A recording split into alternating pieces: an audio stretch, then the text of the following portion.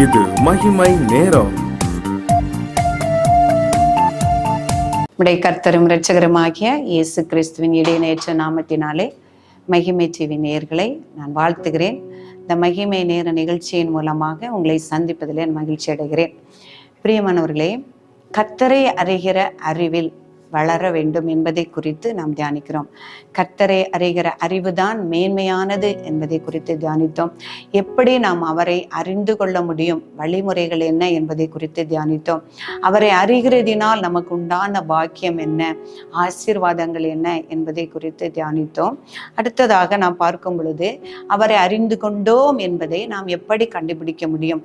நான் கர்த்தரை அறிந்திருக்கிறேன் அப்படின்னா என்னிடத்துல என்ன காணப்பட வேண்டும், என்ன தகுதி காணப்பட வேண்டும் என்பதை குறித்து நாம் தியானித்திருக்கிறோம். ஒவ்வொருவரையும் நான் ஆராய்ந்து பார்த்து நான் அவரை அறிந்திருக்கிறேனா, அப்படி என்றால் அவர் விரும்புகிற என்ன காரியங்கள் என்னிடத்திலே காணப்பட வேண்டும் என்று வேதத்திலிருந்து நாம் தியானிப்போம். யோவான் எழுதின நிருபங்களிலே நாம் பார்க்கும் பொழுது 1 யோவான் 2ஆம் அதிகாரம் 3ஆம் வசனம், அவருடைய கற்பனையை நாம் கை கொள்ளுகிறவர்கள் ஆனால் அவரை அறிந்திருக்கிறோம் என்பதை அதனால் அறிவோம் என்று சொல்லியிருக்கிறார். அப்போ நாம் எல்லாரும் சொல்லலாம், நான் கர்த்தரை அறிவேன், நான் இயேசு கிறிஸ்துவை நான் அறிந்திருக்கிறேன், நான் அவரை விசுவாசிக்கிறேன், நான் அவரிடத்திலே அன்பா இருக்கிறேன். அப்போ யோவான் என்ன சொல்றாரு அப்படின்னா, நீ தேவனுடைய கற்பனைகளை, அவருடைய கற்பனைகளை கை கொள்ளுகிறவர்கள் ஆனால் அவரை அறிந்திருக்கிறோம் என்பதை நாம் அறிந்து கொள்ளலாம். அப்போ அவருடைய கற்பனை என்ன என்று பார்க்கும் பொழுது 1 யோவான் 3ஆம் அதிகாரத்திலே 23ஆம் வசனம், நாம் அவருடைய குமாரனாகிய இயேசு கிறிஸ்துவின் நாமத்தின் மேல் விசுவாசமாய் இருந்து அவர் நமக்கு கட்டளையிட்டபடி ஒருவரில் ஒருவர் அன்பாய் இருக்க வேண்டும் என்பதே அவருடைய கற்பனையா இருக்கிறது. பிரியமானவர்களே, கர்த்தரை அறிந்திருக்கிற நாம் அவருடைய கற்பனைகளையும் அறிவோம். நானே கர்த்தர், என்னை தவிர வேறே தேவன் உனக்கு உண்டாயிருக்க வேண்டாம், உன்னிடத்தில் அன்பு கூறுவது போல ஒருவனிடத்தில் ஒருவன் என் அன்பு கூறுவாயாக என்பதே என்னுடைய கற்பனையா இருக்கிறது என்று சொல்லுகிறார். ஆண்டவர், நீ என்னை அறிந்தேன் என்று சொல்லியும் என்னுடைய கற்பனைகளை நீ கை கொள்ளவில்லை ஆனால் அதில் எந்த ஒரு பிரயோஜனம் இல்லை என்று ஆண்டவர் சொல்லுகிறார். யோவான் மூலமாக அவர் சொன்னது, அவருடைய கற்பனைகளை நீங்க கை கொள்வீர்களானால் அவரை அறிந்திருக்கிறோம் என்பதை நீங்க அறியலாம். அதே போல அவருடைய வசனத்தின்படி நடந்து கொண்டால் அவரை அறிந்திருக்கிறோம் என்பதை நான் அறிந்து கொள்ளலாம். அவருடைய வசனத்தின்படி நாம் நடக்கும் பொழுது அவருடைய அன்பு நமக்குள்ள என்ன இருக்கும், பூரணமா இருக்கும். அப்ப அவருடைய அன்பு நம்மோடு இருக்கும் பொழுது நாம் அவரை அறிந்திருக்கிறோம் என்பதை அதனாலே நாம் அறிந்து கொள்ள முடியும்.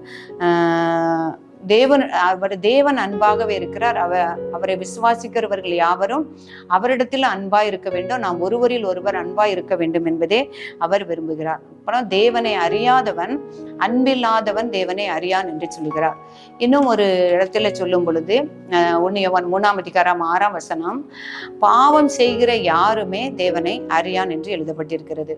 அவரை நிலைத்திருக்கிற எவனும் பாவம் செய்ய மாட்டான், அவன் பாவம் செய்கிற எவனும் அவரை காணவும் இல்லை, அதை அறியவும் இல்லை.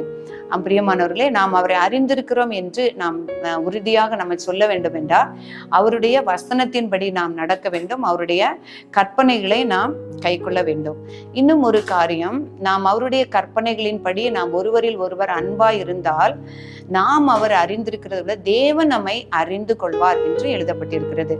தேவனால் அறியப்பட்டவர்கள், நாம் கர்த்தரை அறிகிறது வேறு, தேவனால் அறியப்படுவது என்பது வேறு.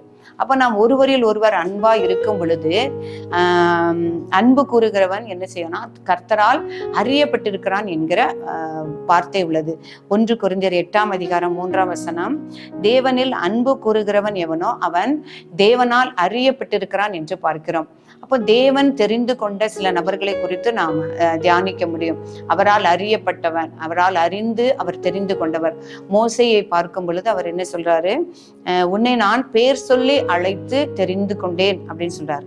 அறிந்திருக்கிறேன் அப்படிங்கிறார். பேர் சொல்லி அழைத்து நான் உன்னை அறிந்திருக்கிறேன் என்று சொல்லுகிறார். அந்த வார்த்தையின்படி அவரில் அன்பு கூறுகிறவன் எவனோ அவரால் அறியப்பட்டிருக்கிறான். நான் தியானித்தது போல பவுல் அப்போஸ்தலன் அதே மாதிரிதான்.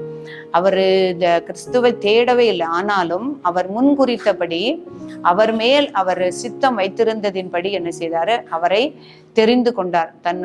தன்னுடைய நாமத்தை பிரஜாதிகளுக்கு அறிவிக்கிற ஒரு பாத்திரமாக அவனை தெரிந்து கொண்டேன் என்று சொல்கிறார். அப்போஸ்தலர் 9ஆம் அதிகாரம் 15ஆம் வசனத்திற்கு போகும் பொழுது, அவர் அனனியாவோட சொல்வதை பார்க்கிறோம். அனனியா சொல்றாரு, ஆண்டவரே, உம்மை துன்பப்படுத்தினவன் அவன், உம்மை விசுவாசிக்கிறவர்களை துன்பப்படுத்த வேண்டும் என்று சென்று கொண்டிருக்கிறவன் என்று சொல்லும் பொழுது, நீ போ, அவனை பிரஜாதிகளுக்கு அப்போஸ்தலனாக எல்லா பிரஜாதிகளுக்கும் ராஜாக்களுக்கும் இஸ்ரவேல் புத்திரருக்கும் என்னுடைய நாமத்தை அறிவிக்கிறதற்காக நான் தெரிந்து கொண்ட பாத்திரமாய் இருக்கிறான் என்று அவர் சொல்லியிருக்கிறார். அப்ப சில பேர் ஆண்டவர் என்ன செய்கிறார்? தெரிந்து கொள்கிறார்.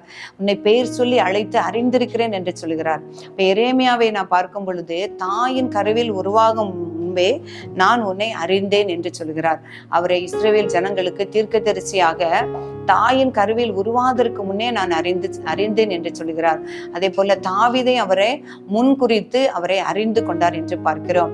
பிரியமானவர்களே, நாம் அவரை அறியும் பொழுது, நாம் அவரிடத்தில் கற்பனைகளை கை கொள்ளும் போது, அவருடைய வசனத்தின்படி நாம் நடக்கும் பொழுது, அவரிடத்தில் நாம் அன்பாய் இருக்கும் பொழுது, அவருடைய கட்டளைகளின்படி ஒருவரில் ஒருவர் நாம் அன்பாய் இருக்கும் பொழுது, நாம் அவரை அதிகமாய் அறிந்து கொள்ளவும் அவர் நம்மை அறிந்து கொள்ளவும் முடியும். நான் உண்மை அறிந்திருக்கிறேன், பெயர் சொல்லி அழைத்தேன் என்று சொல்லுவது போல அந்த கிருபையை தேவன் தருகிறார்.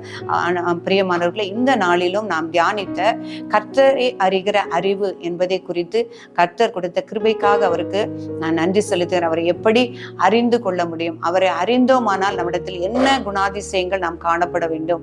அவரை அறிவதனால் நமக்கு வரக்கூடிய ஆசீர்வாதங்கள் என்ன என்பதை எல்லாம் குறித்து நாம் தியானித்தோம். இந்த நாளிலும் இன்னும் அதிகமாக நாம் வேதத்தை வாசித்து அல்லது அவரோடு கூட உறவாடி இன்னும் ஐக்கியப்பட்டு அவருடைய அறிவில் வளர, அறிவிலும் ஐக்கியத்திலும் வளர, பரிசுத்த ஆவியானவருடைய அந்த விவேகத்தையும் ஞானத்தையும் அறிகிற அறிவையும் ஞானத்தையும் ஒவ்வொருவருக்கும் தரும்படியாக இந்த நாளில நாம் ஜெபிப்போம். இரக்கத்தில் ஐஸ்வர்யமுள்ள எங்கள் அன்பின் ஆண்டவரே, உம்மை துதிக்கிறோம் அப்பா, உம்மை ஸ்தோத்திரிக்கிறோம். இரட்சகரே, உமக்கு நன்றி நன்றி என்று நன்றி செலுத்துகிறோம். இந்த மகிமை நேர நிகழ்ச்சியின் மூலமாக ஆண்டவரே, இந்த நிகழ்ச்சியை பார்த்த கேட்ட ஒவ்வொருவரையும் தேவரீர் உம்முடைய கரத்திலே தருகிறேன் சுவாமி. உம்முடைய வேதத்தில் இருந்து கர்த்தரை அறிகிற அறிவில் வளர கர்த்தரை எங்களை தியானிக்கும்படியாய் கிருபை செய்தீர். அதற்காக உமக்கு நன்றி. கர்த்தரை அறிந்து கொள்வது எப்படி?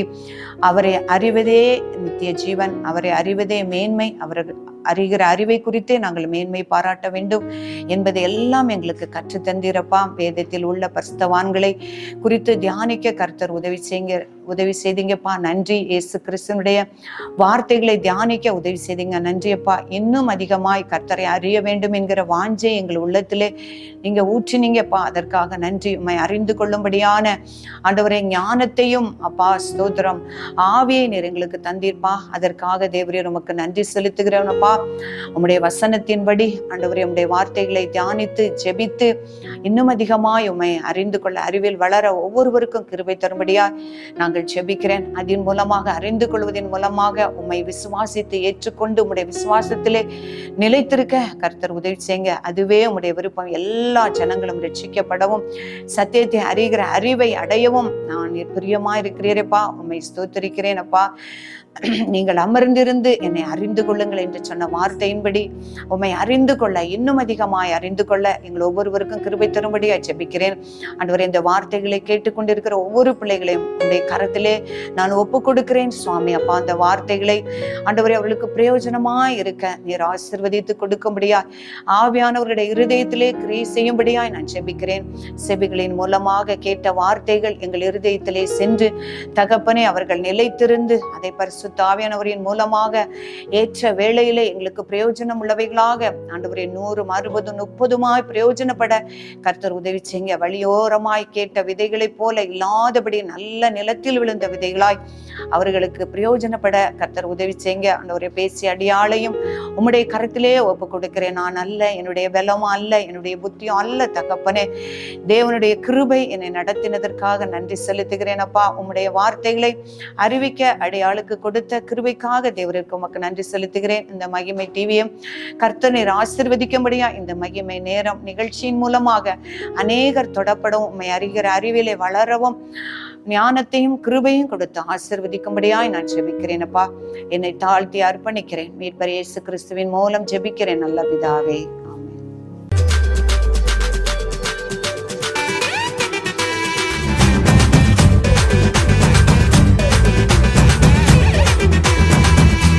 மகிமை மகிமை மகிமை மகிமை மகிமை